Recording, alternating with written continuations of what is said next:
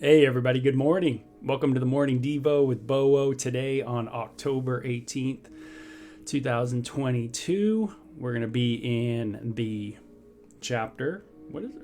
Right there, 1 Samuel chapter 18 today.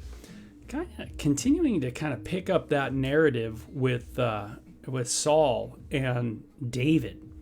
And we're kind of a little bit in transition for sure in this narrative, where you have a king, Saul, who is the people's choice, and yet there is obviously God's choice in a king, and that is David. And it's not just an easy transition from one king to the next. It is filled with human emotion and human complications and really interesting kind of personalities. And so we'll see this develop more with kind of Saul, especially, but also King David too. And, you know, the big question always to ask when you are reading, I think, Saul and David's narrative is kind of that idea of like, you know, which one's better of a guy? And I think that's an interesting question to ask, and why? Why does the Bible stress that David is a man after God's own heart? And, you know, is it because he had a perfect life and a pure life? You know, those are questions really to look at, because both of these characters in the biblical narrative are quite interesting. And I think some of the behaviors that we see today that are so prevalent in our world, really, I think we see a lot of this in David and in Saul. So it makes it even all the more interesting sometimes to pick up the Bible and to read about these people who lived so long ago, but are very much, you know, out of an article today on the internet, you know. So we're done with the David Goliath narrative, but that situation definitely catapults us into this new chapter, and it reads like this. Now, when he had finished speaking to Saul, and let me just back up so we understand exactly what's going on. It says, when Saul saw David going out against the Philistine, he said to Abner, the commander of the army, Abner, whose son is this youth? And Abner said, as your soul lives, O king, I do not know. So the king said, inquire.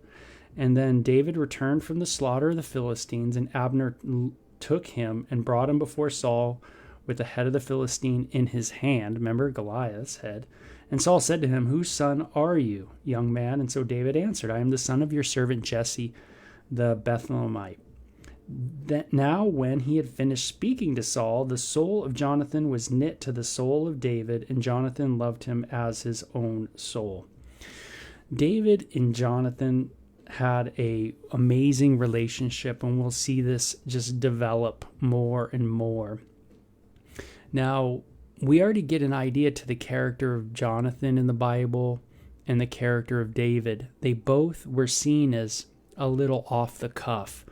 You know, remember David's brother, eldest brother, called David conceited, kind of a conceited guy, thought he could do it, thought he was all that.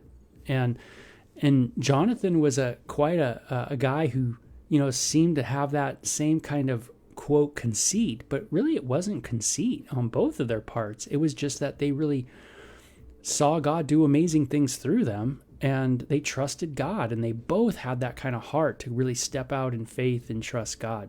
I want to certainly have that kind of faith too, to step out, you know, and trust God, that God will conquer those battles. And David and Jonathan, in a sense, were kind of cut out of that same cloth, very young, very energetic, very go-get 'em, and going to battle together, you know, brought them, I think, closer together, like in many people's lives when they go to war together or they're on a team together. You know, they kind of get brought closer together, more closer maybe than some other relationships that are, close to them in their life, but it's a different kind of relationship. And David and Jonathan had that. And this is kind of neat, but, I have to realize this morning that, there's going to be different relationships that I have with different people, and they're going to have a different place in my life. They're going to have different kind of roles. Everybody's going to play a different role in my world. Some people's relationship is going to be different, and this makes sense. I'm not sure why us humans don't get this that well. But think of it this way. My relationship with my spouse is going to be different than the relationship with my kids. And it's going to be different from the relationship with my friends, right? My friends, my close friends that I grew up with, I have a different relationship with than I do with my children. It's not that one's better or worse. It's just that they're different. And we have to get that through our minds. God has given us different people in our lives for different purposes. And it's to shape us in different ways, right? It's to help us understand something a little different. David and Jonathan had a special bro relationship. They went to war together. They battled. They fought the fight. They've been in the what is it called? I want to say ditches, but they've been in the trenches. There we go. They've been in the trenches together. They know what it's like. Hey, do you recognize the different roles people play in your life? Or are you and I trying to fit everybody into the same kind of role? And if we are trying to fit everybody into the same role, why? Right? Why are we doing that? Why can't we just let things be different? Have some diversity in our friendships, right? And so David and Jonathan, man, they had a soul bond. And Saul took him that day and would not let him go home to his father's house anymore. So at this point, Saul says, okay, I know who your dad is, David, but you're going to be now in my presence the whole time. You've been playing some guitar for me. You've been, my armor bearer kind of guy. And now you just won this great victory over the giant Goliath and the Philistine army. And so now you're going to be in my presence. And then Jonathan and David made a covenant because he loved him as his own soul. So we see again, Saul's son, Jonathan, and David really, having this blood brothership, And Jonathan took off the robe that was on him and gave it to David with his armor, even to his sword and his bow and his belt. Wow. So Jonathan knew God was doing a work in King David's life. And he's not really the king yet, even though he is in God's eyes. He certainly isn't in Israel's eyes yet, but he's getting there. But Jonathan already knows, he's already sensitive to the work of God. And, am I sensitive to the work of God? Am I thinking about the work of God? Am I yielding to the work of God? Is my mind just, on that track? Or am I just about the things of the world, right? Jonathan was looking at, things through the lens of God. Hey, God has his hand on this guy, and he saw it. And he wanted to bless David. Do I become envious when I see someone who God is using immensely? Do I look at that and go, oh my gosh, people are looking at that person, man, I'm jealous or I'm envious, that kind of idea. Or am I blessed that people are listening to that person and growing in their walk with God through talking to that person? That's a really, really, envy and jealousy can really be damaging to us. We see it's going to be damaging to Saul. But Jonathan, on the other hand, said, hey, man, I just want to walk with you in it. Let's just walk together through it. Let's walk, I want to be close to where God's got his anointing on. And boy, what a cool application for us today, right? I want to be close to the one who's anointed. And that one who's anointed is, who's God's anointed? The Son, right? Jesus. The Son is the anointed one, the Messiah. And boy, you want to be close to him. That's where you want to be, right? He's the famous one. He's the one who gets all the praise. He's the one that gets all the attention.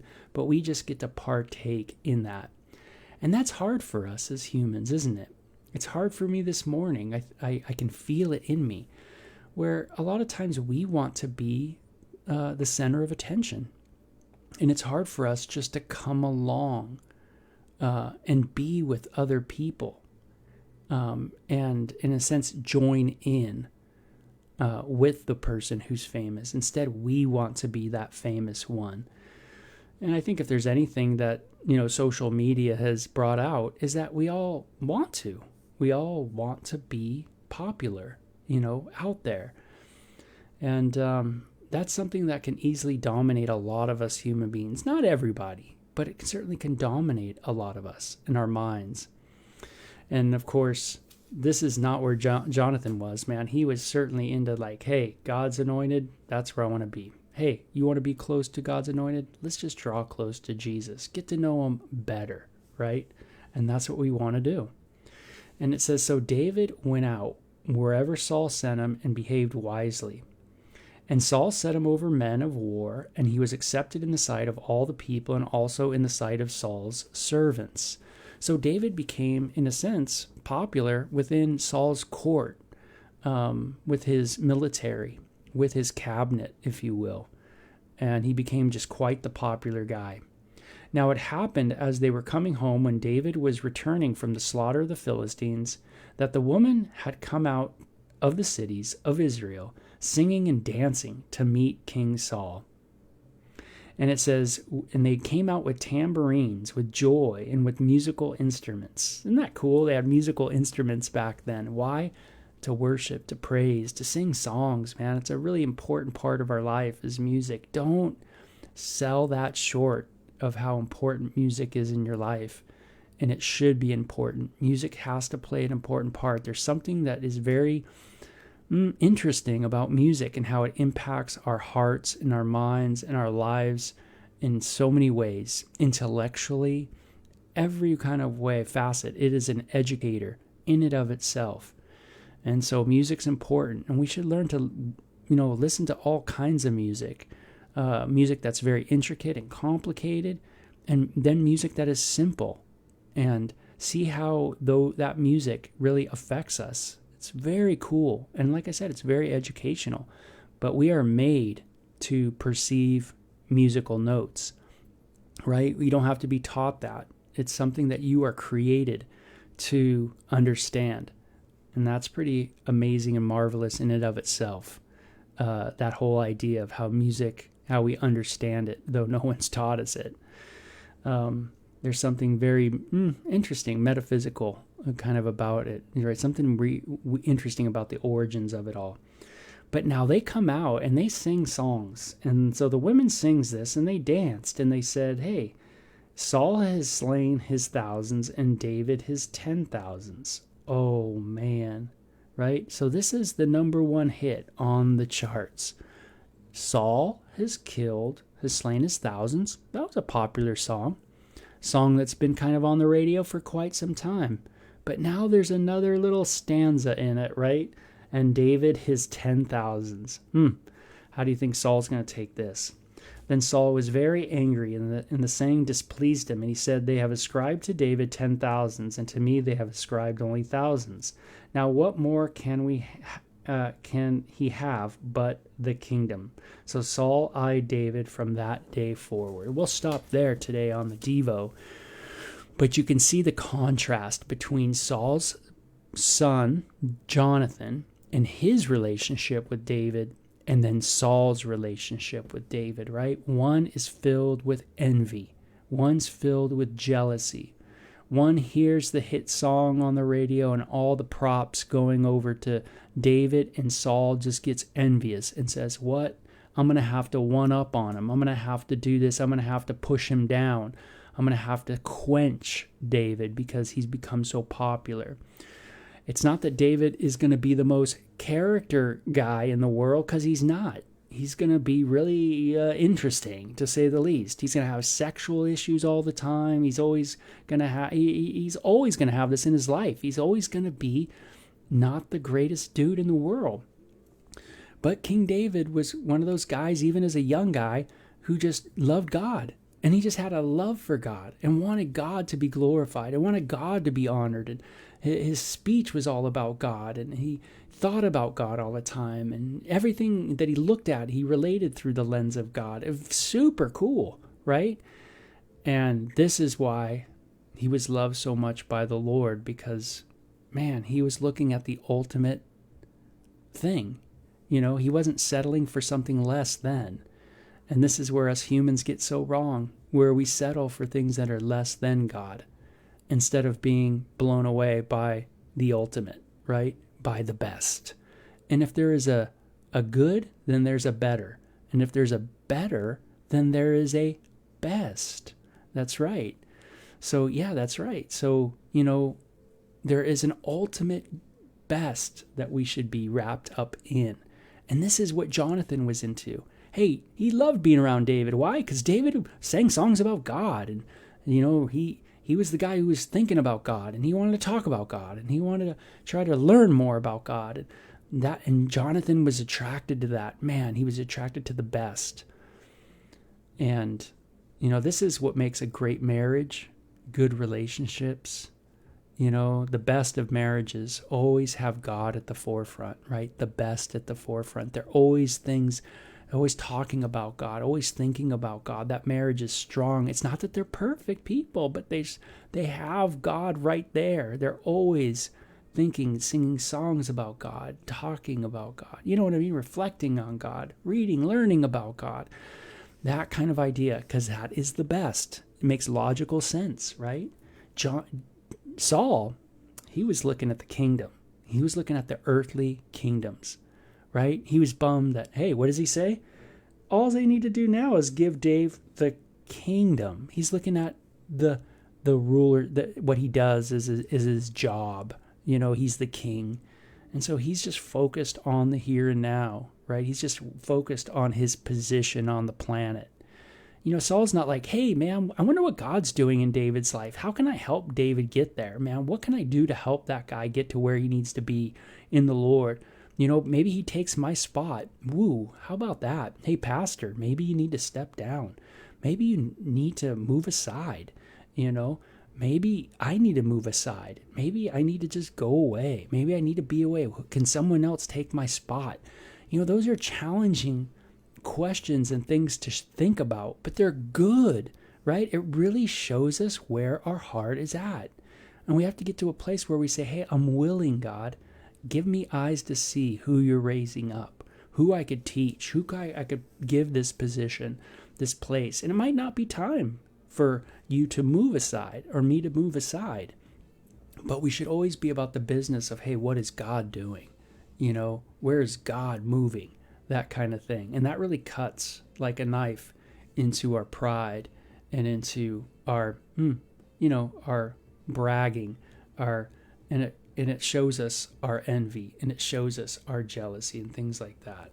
Tina says, when we put God first in our marriage, he gave us a love for each other only God can give. I pray others experience it. Pray for marriages. That's right. So I think in this first part of the chapter, we can really devote our heart to saying, hey, let me be like a Jonathan, God, and not like Saul in my behavior, right? Let me want to come aside God's anointed and let it be about God's anointed, and let me just help and serve and be a part of, and be okay with that, instead of wanting everything for ourselves, right? And then it just gets into all the behavioral issues, jealousy, envy, and strife, and yuck. So God, help us with those things, envy, strife, jealousies. Help us, Lord, to ask the hard questions for ourselves, and help us to have peace and serenity, knowing that you are the anointed one, Jesus, and that we can just come alongside you and serve you, and you are the famous one. We don't need to be famous. We probably need to decrease, right? That he can increase. And so, hey, you guys have a great day. What a fun devotion, and take care, okay? Bye-bye.